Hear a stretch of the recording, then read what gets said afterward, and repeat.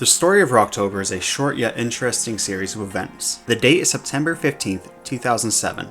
There's 15 days remaining in the MLB season. Colorado is slipping out of playoff contention. They only have 14 more games left this season. They just finished losing their third straight game. They lost one on the road against the Phillies and then the next two at home against the Florida Marlins. These two games against the Marlins are the beginning of a long homestand before the season ends. The team's pitching has been ice cold during these last three games, allowing 7 or more runs in each of these games. On the next day, September 16th, Colorado Rockies have an opportunity to right the ship and get back in the win column. At this point, it might be a far cry to even hope for the playoffs, but this team just needs to take it one game at a time. Today is the last game that the Rockies will play outside their division for the rest of the year. The final game is against the Marlins.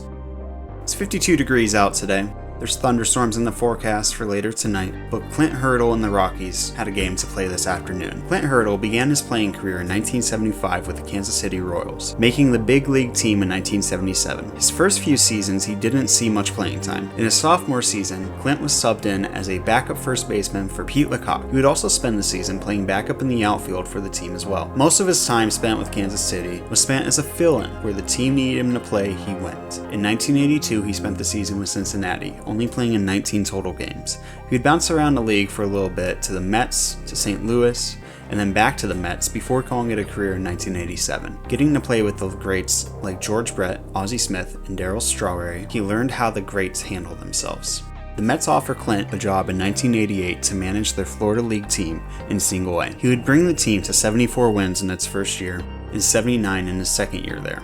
He would spend the next few seasons managing the Mets' minor league affiliates all the way up to AAA. In 1993, the Colorado Rockies formed a team and hired Clint Hurdle to become their minor league hitting instructor. He would work in that role up until 1997, when he was promoted to become the Colorado Rockies hitting coach. He got to coach the likes of Dante Bichette, Vinny Castilla, and Hall of Famer Larry Walker. He stayed in this position up until 2002, when the Rockies made a move to fire their manager, Buddy Bell. They named Clint Hurdle as their interim manager after the firing. He stayed as a team manager through that season and onward until 2009. He was fired mid-season after falling 10 games under 500. But back to today. The Rockies were 9 games under 500 on May 21st, but he turned this team around and led them to a 500 record in the first half, going 44-44. Since then, the team has been playing great. They now sit at 76-72, 4 games above 500. The Rockies have only made the playoffs once in the team's 14 years of existence, in 1995, and this was all thanks to the Blake Street Bombers. Blake Street is a street that Coors Field sits on, Blake Street and 20th. The Rockies entered today 6.5 games out of division and 3.5 games out of the wild card. They need this win. A loss could become too much to overcome. It will be no easy feat coming against the great bats of Hanley Ramirez and Miguel Cabrera. The Rockies would start the game with a scoreless first. In the second, they saw a solo shot from Garrett Atkins, and then a 3-run home run from Chris Iannetta. Just like that, they were up 4-0. The Rockies pitcher today, Franklin Morales, was dealing. He would pitch 6 scoreless innings. The Rockies would grab a few more runs in the middle of the game, highlighted by a Todd Helton 3-run shot. Todd Helton was the best player that the Rockies have ever had. Larry Walker played for them earlier, but he came over from a different system. Todd Helton was his team's heart. Helton went to the University of Tennessee, where he would play both baseball and football. He was roommates with Tennessee starting quarterback Peyton Manning. Todd Helton was actually the Tennessee starter for their football team in 1994. He replaced Jerry Colquitt in the season opener. He would go on to suffer an injury of his own, which allowed for Peyton Manning to come in and take the starting job, and he never gave that job back. Peyton Manning would go on to have an immaculate career, getting drafted by the Colts in the 1998 NFL Draft at number 1 overall. He would end up being pretty good. In 1995, Todd Helton would be selected in the first round with a number 8 pick by the Colorado Rockies. Helton was a 2-time first-team All-American. He led the SEC in every hitting statistic except for batting average, and he set an SEC record with 37.2 consecutive scoreless innings. In 1994, he had a .89 ERA while also hitting .355. In 1995, he had a 1.66 ERA while also hitting an astonishing .407 with a .522 on-base percentage. There were 2 players taken in 1995 first round that would end up being Hall of Famers, Todd Helton and Roy Halladay. Both have connections to Colorado. It's safe to say that 7 teams ahead of the Rockies regret their decision. In the minors, Todd Helton got to learn how to improve his hitting skills by the likes of Clint Hurdle. This 3-run home run put the Rockies up 11-0, and it was smooth sailing the rest of the way for the team. They had shut out the Marlins and their potent offense in this final game of the series. It may have been a series loss, but at least they scraped away 1 game. The Rockies have a 4-game series against the Dodgers that they're going to be playing over the next 4 days, with a doubleheader coming tomorrow, on Monday, the 18th. This doubleheader is, of course, for a makeup game that happened earlier in the season in July. Game 1 is started to start at 1 p.m. today. The Dodgers are 2 games ahead of the Rockies in the standings. They have the likes of Juan Pierre, Matt Kemp, and Jeff Kent in their lineup. These are all hitters who historically have turned it on against the Rockies. Colorado has their ace out there today, Jeff Francis, another former first-round pick of the Rockies. He was mentioned in the book Moneyball a few times for being the best college pitcher in the draft class. The Dodgers would have Chad Billingsley out on the mound today. The game stayed tied up until the 4th inning when Matt Holliday would single in Corey Sullivan to take a 1-0 lead. The Rockies would add another run in the bottom of the 6th inning. Francis would continue to pitch great up until the 7th inning when the Dodgers would put up a 1-run solo shot. The Rockies went to the bullpen and they took over from there, pitching 2 2/3 scoreless innings to finish the game off and secure the win for Colorado. This win puts them 1 game behind LA in the standings. But the team wasn't worried about this. They were focused on the next game that starts in 2 hours. This game was David Wells versus Mark Redmond. The Dodgers would start game 2 off quick. They put up 3 runs in the first inning. In the bottom of the first, the Rockies answered back with 3 runs of their own. The game would stay tied up until the 3rd when Matt Kemp would drive in another run for the Dodgers. The middle of this game saw punches being thrown back and forth, both teams scoring and putting up runs. The Dodgers would enter the bottom of the 9th with a 8-7 lead, a classic Coors Field box score. The first 2 batters were out quickly this inning. Matt Holliday stepped up to the plate against Takashi Saito and drove a line drive into right field for a base hit. Todd Helton had a pedestrian day so far, going 0-4. He was batting .314 on the year, the 3rd highest mark on the team. Helton would go down 1-2 in the count. He then launched the next pitch he saw into deep right field to send the Rockies fans home happy and sweep the doubleheader. The Rockies are now tied with the Dodgers for 3rd in the division. From losing 3 straight to winning 3 straight, the Rockies are back on square one where they were just 6 days ago. The next day was the 3rd game of the 4-game set. The Rockies had the chance to win the series on this day. This would put them in a good spot to make a run for the division. If not that, then the wild card. The Rockies scored 1 run in each of the first 4 innings of the game, but the Dodgers would slowly chip away at their lead until the 6th inning when they took a 5-4 lead on a fury of singles. The Rockies' offense had gone cold. The score was still 5-4 in the 8th inning when the Rockies came up to bat.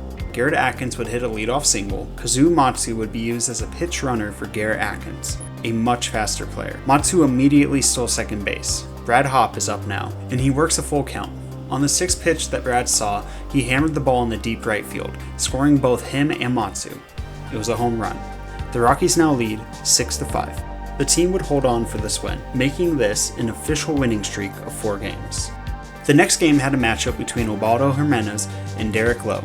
Jimenez had barely played the year before and has become a young phenom for the Rockies.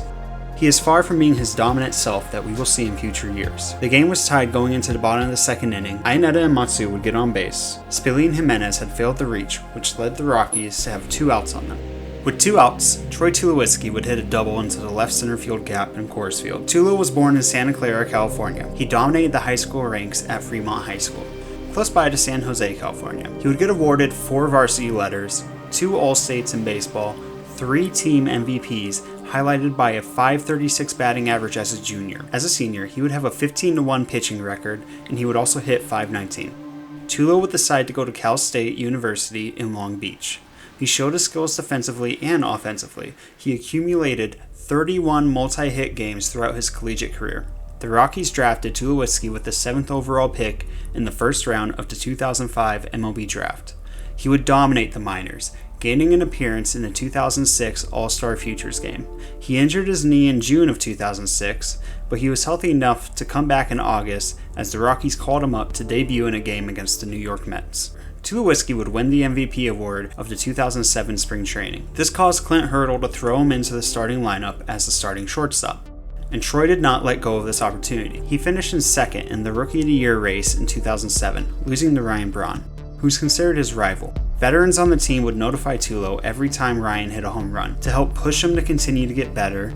But that brings us to today. Tulo just hit his 29th double of the season, putting him at 90 RBIs and pushing his batting average up to .294. This hit would open up the floodgates for the Rockies offense. They would plate 5 more runs this inning, getting 6 total. The Rockies would add 1 more to the lead in the 6th inning. The Dodgers started to get to a tired Jimenez in the top of the 7th inning, rocking him for 3 earned runs. The bullpen gave up an immediate home run. The score was now 7-4 in the bottom of the 7th inning. Jamie Carroll was hit by a pitch, and Tulowitzki decided it was time to put LA to bed. He hit a line drive home run to left field, pushing the lead to 9-4. This lead would stand the test of time. The Rockies now have 5 straight wins. The team just finished with a 5-2 record over this homestand. With only 8 games left in the season, the Rockies sort of control their own destiny. Being just 4 games behind the wildcard spot, the next series was against the team that they were chasing in the wildcard, the San Diego Padres. A team that had the likes of Greg Maddux, Adrian Gonzalez, and Jake Peavy. The Rockies had a season record of 7 wins and 8 losses up to this point against the Padres. Welcome to San Diego, America's finest city, home of the San Diego Padres, the hottest team in baseball right now, winners of 7 straight games, all at home. They've put themselves solely in control of their playoff race, right in front of the Colorado Rockies. The Padres have made the postseason each of the last 2 years. They are trying to three-peat and get back into the dance. In order to do that, they need to win this next series against Colorado. Hell, even winning 1 game puts the Padres in a great spot. It's a beautiful Friday night at the ballpark. The temperature is around 80 degrees at first pitch. On the mound today is Franklin Morales for the visiting Rockies and Jake Peavy for the Padres. Both teams have their best pitchers out there today. And boy, is this going to be a matchup. Both pitchers fly through the first 6 innings, throwing shutout baseball. Neither team can get anything going with the bats. These are 2 teams fighting for their lives right now, fighting for the right to represent the National League wildcard. The 7th inning rolls around. Peavy is still on the mound for San Diego. He walks Matt Holliday on 4 pitches. The next batter, Todd Helton, works a 2-2 count before hitting a line drive to left field for a single. The Rockies have base runners on first and second. The next pitch is hit to deep center field. Holliday is tagging up. He gets the third. There is now 1 out, runners on the corners. Brad Hopp is next up for Colorado. He gets into an advantageous 2-1 count, where he then shoots the next pitch into right field, a clean enough hit that would score Matt Holliday. The Rockies now have a 1-0 lead. Peavy gets the next 2 men to strike out and fly out, respectively. 7 fantastic innings of work, only allowing 1 run. He's put his team in a position to win. They just need to string anything together. Morales is still on the mound for the Rockies in the bottom of the 7th, still throwing a gem himself. He walks the first batter he sees on 4 pitches. Clint Hurdle just saw the game change with a leadoff walk in the last inning, so he comes to the mound and takes Morales out and brings in LaTroy Hawkins. This is LaTroy's 12th year in the big leagues. He started his career with Minnesota before signing a 3-year deal with the Cubs in 2004. The Cubs would ship Hawkins to San Francisco in 2005. The next year he would be sent to the Orioles. In free agency, before the 2007 season, Hawkins took a 1-year deal with the Rockies, where he would be their setup man. The first batter that Hawkins sees throws down a sacrifice bunt to move the runner to second. Hawkins then gets the next batter to pop out and ends the inning with a strikeout. The 8th inning was uneventful for both teams. The Rockies went quick in the top of the 9th. Colorado brought in Manny Corgus to close out the game. He would have to face the heart of the Padres lineup. First up was Adrian Gonzalez, who promptly sends the first pitch he sees over the wall. It's now a tied game. Manny gets the next 3 outs easily. We have free baseball. The game would stay tied for 4 more innings. In the top of the 14th, the Padres pitcher, Joe Thatcher, is about to start his 2nd inning of work. He gets Helton to ground out and Jeff Baker to strike out. 2 outs. Next up is Brad Hopp, the only hitter today for Colorado who's been able to hit anything. He takes the first pitch he sees and launches it over the center fielder's head for a home run. The Rockies now lead 2-1. Chris Iannetta gets a single in the next at-bat before Thatcher is able to stop the bleeding with a strikeout. But the damage had been done, and the Padres could not recover from this.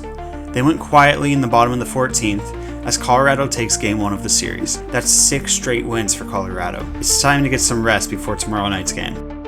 The Rockies strike quick today, putting up 1 run in the first inning thanks to a Brad Hopp double. Again, in the 3rd inning, Hopp would drive in another run to help push Colorado ahead 3-0 in this game. The pitching for Colorado collapses in the bottom of the 5th inning. Mark Reffman allows a home run to start the inning and then would give up a double, single, walk, and another walk to make the score 3-2 Colorado.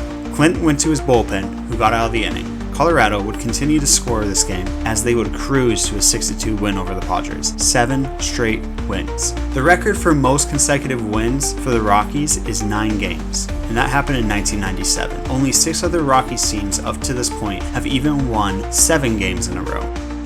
A sweep is all but necessary to stay alive. A Rockies win and a Phillies loss today would bring them into just 1 game behind San Diego for the wildcard spot.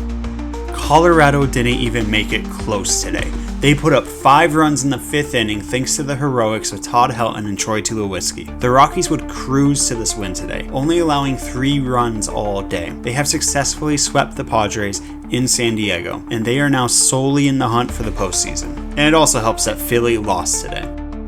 The team celebrates their 8th straight win by hopping on a bus and heading north to LA, where they would meet the Dodgers again. The Rockies have Monday off to get settled into LA, and the Padres lost today, keeping them at a record of 85-71. The Rockies are sitting at 84-71, and the Phillies are sitting at 85-71. That means that Colorado is sitting 1 game out of the wildcard spot. A win today will bring the Rockies to tie their franchise record in wins during a win streak. A Phillies loss would allow for the Rockies to tie their record at 85-71, and same with the Padres.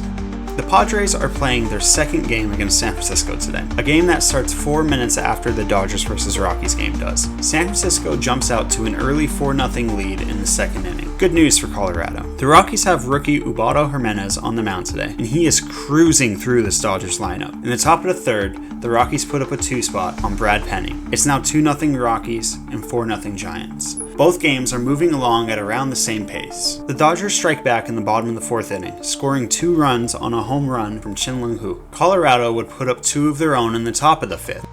Matsu and Holiday scoring on hits from Helton and Hopp respectively. Jimenez is entering his 5th inning of work. He allows 2 back-to-back singles to Juan Pierre and Matt Kemp. James Looney takes the 3rd pitch he sees and launches a deep shot into center right field. The Dodgers now lead the game, up 5-4. The next inning, the Rockies get a quick single from Ryan Spilbergs. 3 batters later, Tulo hits a deep home run to left center field. Now the score is Colorado 6, Dodgers 5. The Rockies get another run in the 8th inning, and that would prove to be too much to overcome for the Dodgers. The Giants just blew a 4-2 lead in the top of the 9th inning, and they just lost their game to the Padres 6-4. Unbelievable.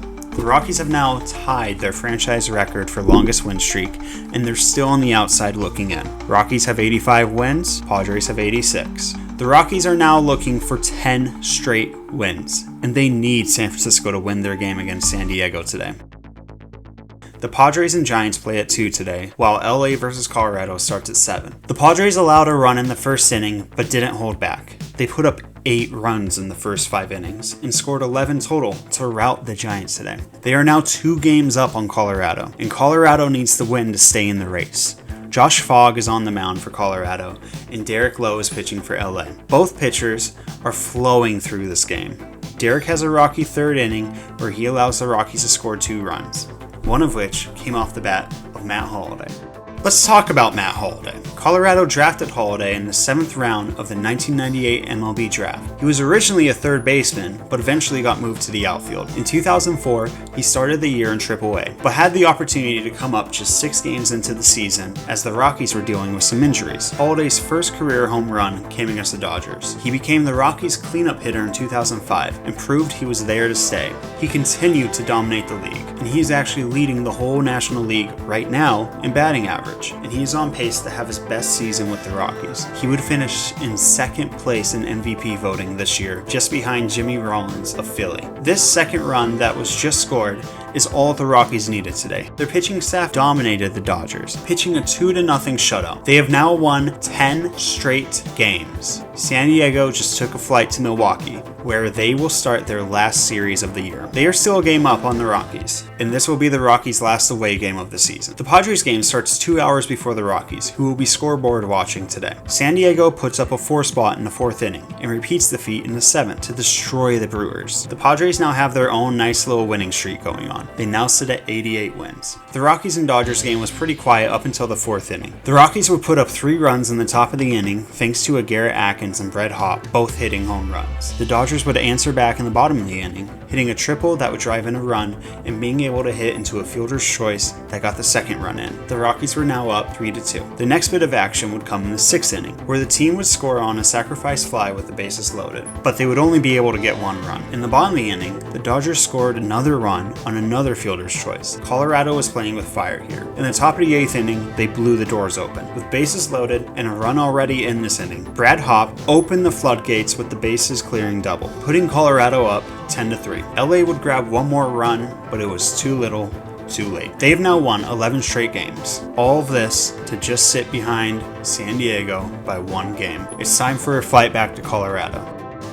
Colorado's game against Arizona starts first today. The Rockies would give up 3 early runs in this game. Matt Holliday would drive in a run in the 3rd inning to start the comeback. Arizona would add 1 more to go up 4-1 in the 7th inning. Colorado would score 1 in the 7th to cut the lead in half. The Rockies could not get the bats going. They went into the bottom of the 9th inning searching for anything. After a strikeout to start the inning, the next 2 batters walk. The winning run is at the plate. 4 pitches, strikeout, 2 outs. 3 pitches, strikeout, game over. Streak over. This 11-game win streak is tied for the longest in franchise history, with it only being matched in 2009. This was a devastating loss, especially since San Diego would take care of business in their game, so they would go up 2 games on Colorado. And it's safe to say that the Rockies players were pissed. They couldn't get any help, and with 2 games left in the season, they need help. The Brewers and Padres play at 1 p.m. Mountain Time today, and Colorado doesn't play until 6 p.m. They will be watching this game in the clubhouse. With Milwaukee down to their final out in the 9th inning and being down by 1 run, they had a runner on second. Pinch hitting for the Brewers is a young rookie by the name of Tony Gwynn. You heard that right. Tony Gwynn. He was hitting against the Padres. The Hall of Famer's son is coming in to potentially ruin the day of his dad's old team. Facing someone who would be considered the best closer in baseball, Tony works a 2-2 count. He then shoots a line drive down the right field line. He is now racing around the bases. The man on second scores easily. The speedy Gwynn reaches third safely.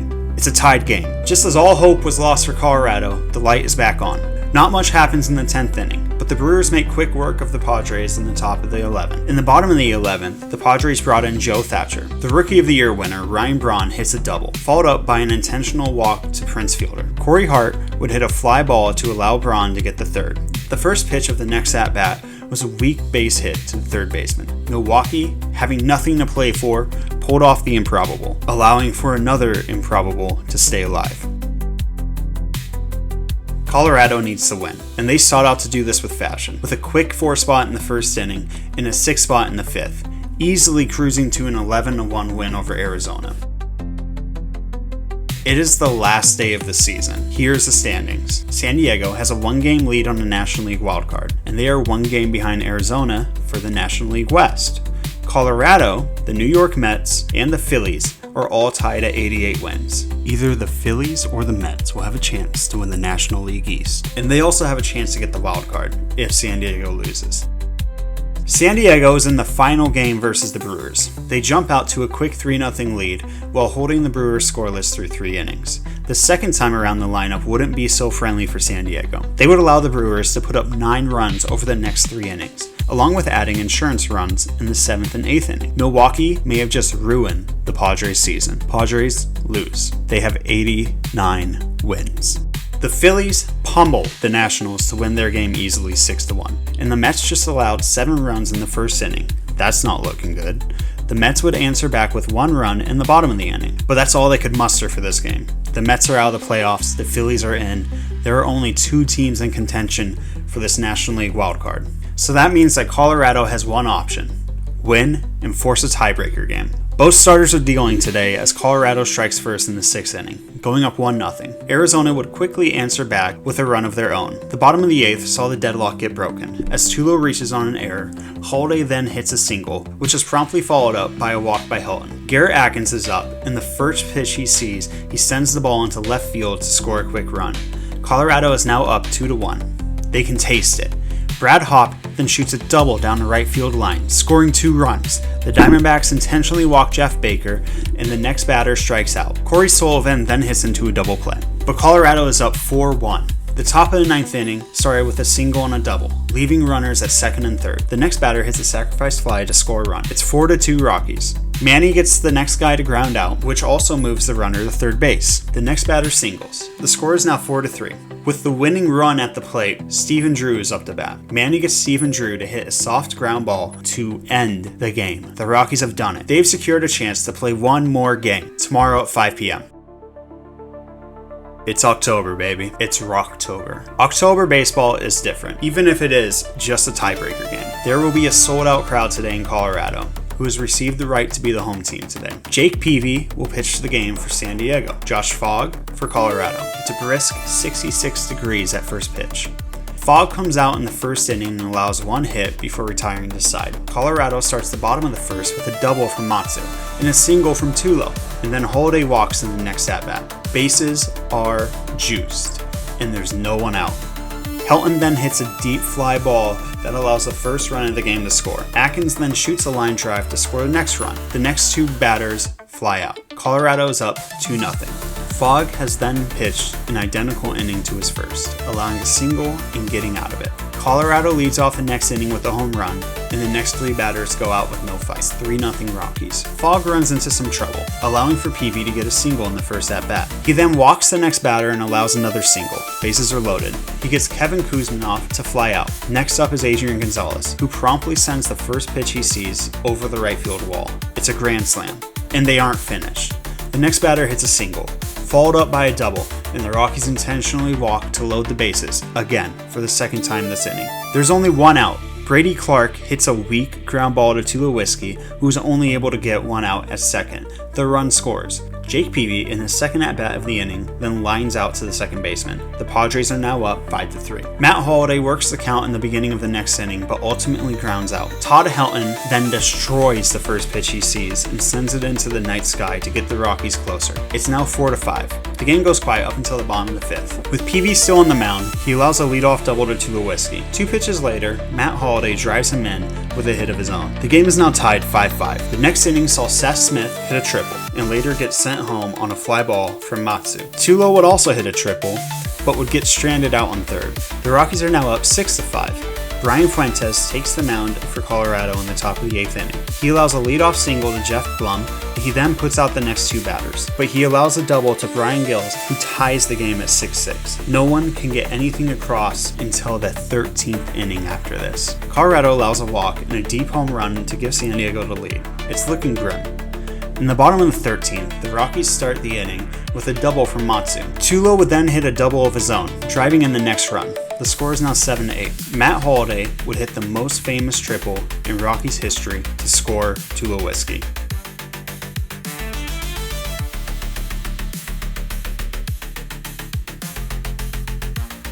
The game is tied. The Rockies now have a chance to win with a runner on third and no outs.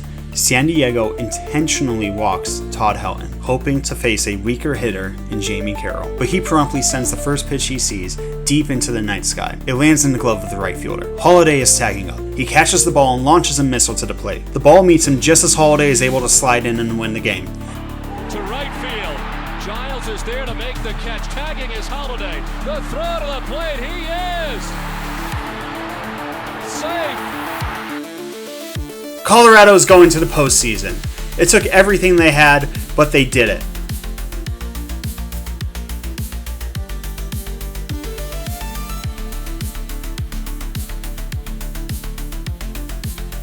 The last time Colorado made the postseason was 1995, and they lost their only playoff series against the Braves in 4 games. This year, it is Colorado versus Philly. Game 1 saw Jeff Francis go up against Cole Hamels. The Rockies would start quick, putting up a 3 spot in the second inning. This would be too much for Philly to overcome, as they could only score 2 runs all game. Game 2 would come a little easier for Colorado. The team would go down 3-2 in the second inning, but in the 4th, they would put up 4 runs. And then they would answer again in the 6th inning with 4 more runs. They would go on to win this game 10-5. Game 3 was much more of a pitching duel. Colorado would get on the board first in the 5th inning with a triple from Matsu, scoring 1 run. Philly would answer back in the 7th inning, where the Rockies rookie Ubaldo Jimenez was dealing. He would allow Shane Victorino to hit a home run on an 0-2 count. The game is now tied 1-1. The bottom of the 8th saw Colorado end the series. Jeff Baker hit a single that would win the game for Colorado, and ultimately the series. The closer would hold on for the 9th inning.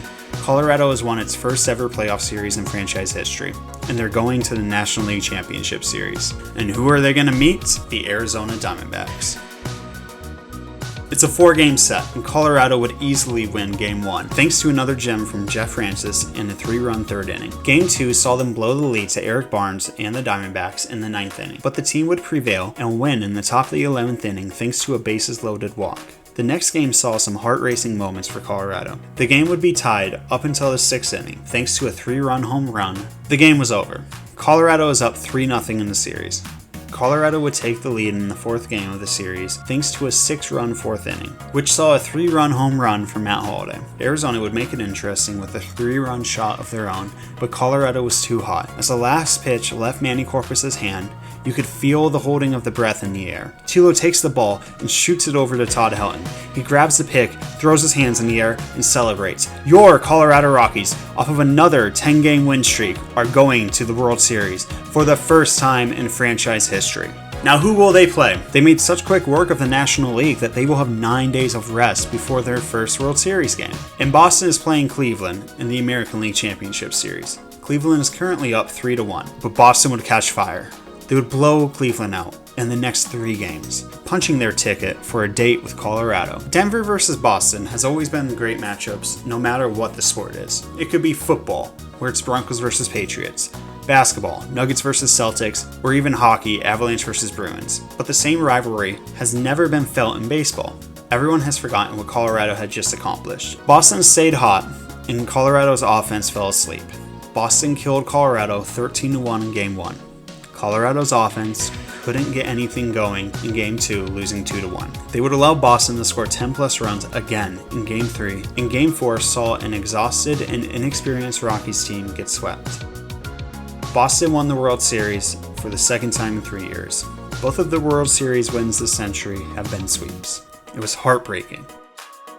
Growing up, I remember watching these games on our small TV in our kitchen. I remember listening to some of these games on the radio with my dad. I became a fan of the Rockies this summer. I was finally becoming old enough to grow a connection to baseball and the Rockies as a team. The next year, I would get to see them in person for the first time. In 2018, I was able to go to one of their postseason games. Rocktober is an atmosphere like nothing else in sports. Eventually, baseball will even out and Colorado will make it back to the postseason.